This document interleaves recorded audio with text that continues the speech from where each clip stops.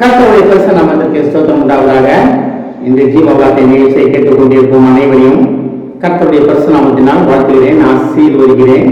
இன்றைய தின தியானத்திற்கு தேவன் கொடுத்த வேத பகுதி, அது யோபினுடைய சரித்திரம். அதில் 36ஆம் அதிகாரம், அதில் 5ஆம் வசனம்.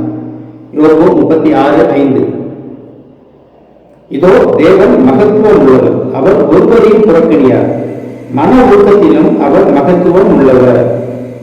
இன்றைய தினம் தேவன் மகத்துவம் உள்ள தேவனை நாம் அறிந்து கொள்ள போகிறோம். தேவன் மகத்துவம் உள்ளவர் அனைவருக்கும் தெரியும். தேவன்கிட்ட எந்த ஒரு காரியமும் குறைவு கிடையாது. நிரந்தி ஒளியும் பார்த்தோம்னா அவர்.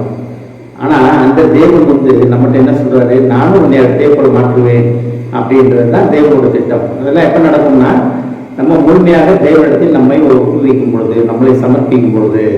இதை கேட்டுக்கொண்டிருக்க தேவ பிள்ளைகளே, ஒரு மேல சில நேரங்களில் அநேக துயரங்கள் இருக்கலாம், அநேக போராட்டங்கள் இருக்கலாம், பணத்தொல்லைகளாக இருக்கலாம், பண கஷ்டங்களாக இருக்கலாம், கடன் பிரச்சனைகளாக இருக்கலாம், குடும்பத்தில் ஒரு நல்ல காரியம் நடக்கலையே காத்து கொண்டு இருக்கலாம், என்ன இது இருந்தாலும் பரவாயில்ல, ஒரு நல்ல வேலை இல்லைன்னு நினைக்கலாம், குடும்பத்தில் சமாதானம் இல்லைன்னு நினைக்கலாம்.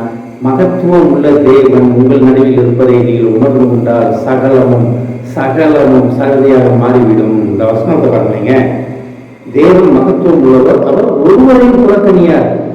தேவன் யாரையும் புறக்கணிக்க மாட்டாரு. அவரை விரோதிக்கிறவர்களும் அவர் புறக்கணிக்காத தேவன், விரோதிக்கிறவர்கள் கூட அவர் புறக்கணிக்காத தேவன். சிலுவையில அறையுண்ட போது அவர் என்ன சொன்னாரு, பிதாவே உங்களுக்கு மன்னியும், தாங்கள் செய்கிறது என்னது என்று அறியாதிருக்கிறார்கள் அவங்களுக்காக வேண்டுதல் செய்தாரு. அப்ப நம்மளை எப்படி அவர் புறக்கணிப்பார்? நம்மளாம் தேவ ரத்தத்தால் கழுவப்பட்டவங்க, தேவ ரத்தத்தால் சிந்தப்பட்டு நீதிமான்களாக்கப்பட்டவங்க, பரிசுத்தமாக்கப்பட்டவங்க, ரட்சிப்பின் பாதையை அனுபவத்தை பெற்றுக்கொண்டவங்க. நம்மளை ஒரு காலம் புறக்கணிக்க மாட்டார். கைவிடப்பட்ட நிலைமையில இருக்கீங்களா, எதுக்கும் கவலைப்படாதீங்க. மகத்துவம் உள்ள தேவன், யாரையும் புறக்கணிக்காத தேவன். அவர் உங்களுக்கு என்ன போராட்டமாக இருந்தாலும் சரி, எந்த பிரச்சனையா இருந்தாலும் சரி, எந்த கவலை கண்ணீராக இருந்தாலும் சரி, கர்த்தர் உங்களை வழிநடத்துவார். ஒரே ஒரு காரியம், நம்ம தேவன்கிட்ட திரும்பி வர வேண்டும், முழு மனதுடன் தேவன்கிட்ட திரும்பி வர வேண்டும். நம்ம செய்த தவறுகளுக்கு தேவன்கிட்ட முழு மனதுடன் மன்னிப்பு கிடைக்க வேண்டும். இல்லை நான் அப்படிதான் இருப்பேன் அப்படின்னா அது ரொம்ப கஷ்டம். ஒரு சில சுய சாபங்கள் உடனே மாறாது, அது ரொம்ப கஷ்டம். ஆனால் தான் இதயத்தின் நினைவுகள் அப்படின்னு தேவன் பேசுகிறாரு. மாம்சத்தின் காரியங்களை பற்றி தேவன் ரொம்ப சொல்லாமல் இதயத்தின் நினைவுகள் அப்படின்றாரு. அது சிறுவர்கள் துவங்கி மோசமாக இருக்கிறது அப்படின்னு நேரத்தில் படிக்கிறோம் நம்ம. அப்போ தேவன் நம்மளை புறக்கணிக்கிறார் அப்படின்னா, ஒருவேளை நம்ம இதயத்தின் எண்ணங்கள் எப்படி இருக்கிறது? மகத்துவமுள்ள தேவன், அவர் நிரம்பி வெளியும் பாத்திரம். அவர் போன அன்னைவரும் சுகம் பெற்றாங்க, குணமடைந்தாங்க, அவங்க போராட்டங்கள் அன்னைக்கு விடுதலை கிடைச்சிச்சு. ஆனால் இன்னும் நடந்து கொண்டு இருக்குதுன்னா நம்ம எங்கே இருக்கிறோம்? நம்மளை புறக்கணிக்க மாட்டார் தேவன், சர்வ நிச்சயமாக புறக்கணிக்க மாட்டார். ஆனால் நம்ம எந்த இடத்துல இருக்கோம் அதை நம்ம ஆராய்ந்து பார்க்க வேண்டும். இந்த 3 காரியம் பாருங்க. தேவன் மகத்துவம் உள்ளவர், அவர் ஒருவரையும் புறக்கணியார், மன ஒழுக்கத்தையும் அவர் மகத்துவம் உள்ளவர். மன ஒழுக்கம்னா என்ன? நம்ம மேல உள்ள மன ஒழுக்கம். ஏன் பிள்ளை அழுதுட்டு இருக்கே, ஏன் பிள்ளை போராடிட்டு இருக்கே அப்படின்ற மன ஒழுக்கம், அதுதான் மன ஒழுக்கத்தின் அவர் உச்சத்தில் இருக்கிறவர் அவர். அதனால இதை கேட்டுக்கொள்ள தேவ ஜனமே, தேவ பிள்ளைகளே, என்ன போராட்டமாக இருந்தாலும் பரவாயில்ல, குடும்பத்தில் என்ன கஷ்டமாக இருந்தாலும் பரவாயில்ல, எதாக இருந்தாலும் பரவாயில்ல, தேவனுக்கு ஒப்புரவாகும். நம்ம ஒருவேளை அடுத்தவங்களுக்கு எதிராக நடந்துருந்தோம்னா அவங்ககிட்ட ஒப்புரவாகும். அதை சவர்களை சொல்லி நம்ம தேவன்கிட்ட மன்னிப்பு கேட்போம். கர்த்தர் யாரையும் புறக்கணியார், யாரையும் புறக்கணிக்காத தேவன் இன்றைய தினம் உங்களிடத்தில் நின்று கொண்டிருக்கிறார்.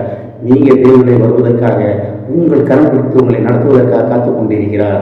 ஆமென். ஜெபிப்போம்.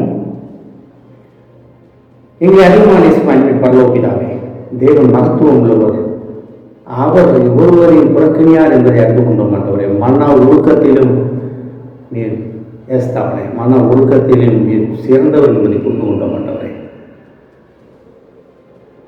ஏஸ்தாப்பனே, ஒருவேளை எங்கள் குற்றம் குறைகள் எங்களுக்கு இது தடையாக இருந்தால் இல்லை, தயவாக மன்னியும். ஆண்டவரே, இரக்கத்தின் தேவனே, நாங்கள் உம்மிடத்தில் வருகிறோம். அப்பா, எங்கள் குடும்பத்தில் போராட்டங்கள், கஷ்டங்கள், நஷ்டங்கள், கடன் பிரச்சனைகள் அனைத்தையும் ஒவ்வொரு பாதப்படியிலே தெரிகிறோம். அப்பா, மன ஒழுக்கத்தின் தேவனே, ஒவ்வொரு ஒழுக்கத்தின்படி, ஒவ்வொரு இலக்கத்தின்படி எங்களை பாதுகாத்துக் கொள்ளும். அப்பா, இதை கேட்டுக்கொண்டு ஒவ்வொருவரையும் ஆசீர்வதிக்கிறோம். அப்பா, ஒவ்வொரு குடும்பத்தையும் ஆசீர்வதிக்கிறோம். ஆண்டவரே, குடும்பத்தில் உள்ள போராட்டங்கள், பிரச்சனைகள் அனைத்தையும் இரக்கத்தின் தேவனே, மன ஒழுக்கத்தின் தேவனே, அதை நீர் சரிப்படுத்தி அவர்களை ஜெயம் கொள்ளும் வாழ்க்கைக்கு அவர்களை அழைப்பதற்காக நன்றி. ஆண்டவரே, குடும்பத்தில் உள்ள ஒவ்வொருவரையும் ஆசீர்வதிக்கிறோம். அப்பா, இயேசுவின் மூலமாய் கேட்கிறேன் நல்ல பிதாவே, ஆமென். கர்த்தர் உங்களை ஆசீர்வதிப்பாராக.